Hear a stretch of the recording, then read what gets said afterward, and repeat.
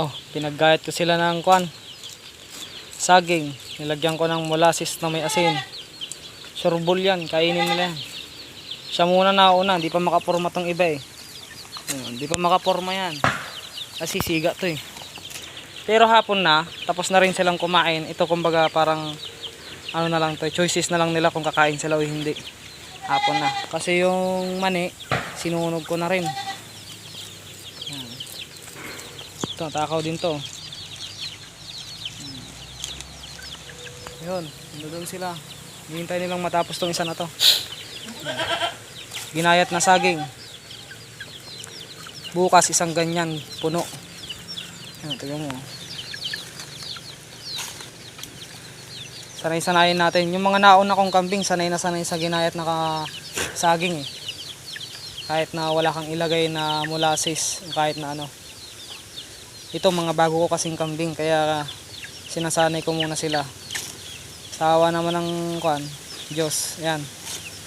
Maganda rin. Sanay din sila. Nasasanay din pala. Natututo rin. Yan. Sinubukan ko lang yan. Okay naman pala sa kanila eh.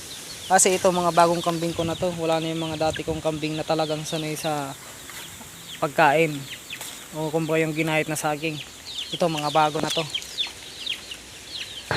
At sanay naman. Nakakatuwa lang. Para pagka tag-ulan, wala akong maibigay na pagkain. Hindi ako makapagdamo. Yan, pwede sa kanila yan. Ginayat na saging.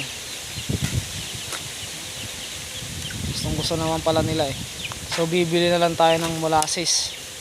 Ang diskarte lang muna dahil sinasanay ko pa lang naman sila. Paunti-unti lang muna ang gayat. Paunti-unti lang muna ang gayat. Matikman lang nila. Masanay lang sila.